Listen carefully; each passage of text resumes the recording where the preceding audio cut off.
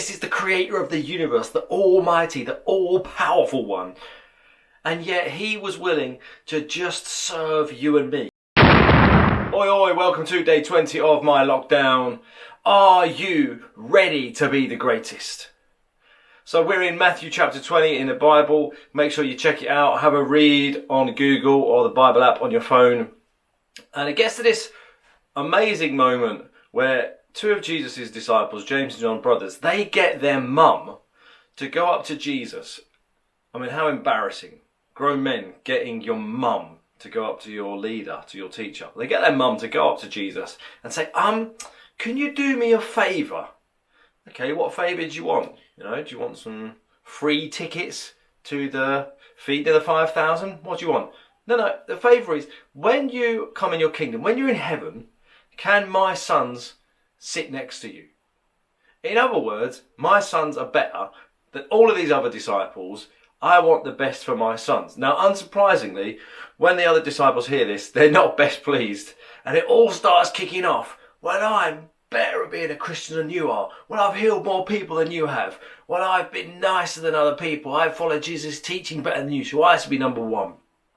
And how tragic that can still be a case in the church today. That as Christians, it can all be about pushing my agenda. Even whole churches, it can be about pushing their church and their kingdom and them being number one and them looking the best in the city and everyone talking about their church rather than talking about Jesus. And Jesus replies to them in verse 26. He says, look, that's what it is in the world. That's how everyone else is. Not like that with you. It will be different.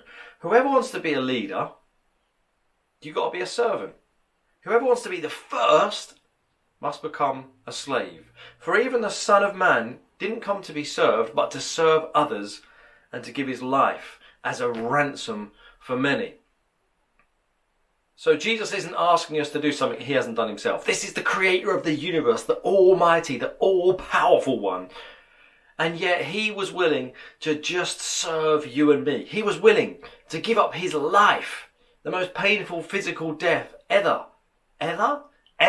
let alone spiritually and emotionally separated from God in heaven, as a ransom for you and me, paying the price for our sins so we could be forgiven and could be free and adopted into his family. And he says, you want to be a leader, then you need to learn to serve. So maybe if you want to be a leader on your street during this crisis, that doesn't mean whipping up some emotional, we're going to do something as a street, let's be awesome together.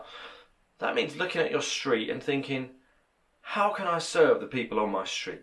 You want to be a leader amongst your family and your friends. That means stopping and praying and thinking, how can I serve my family and my friends? You want to be a leader in a workplace. So often people will say, that person's a real leader because people follow them, they're going somewhere.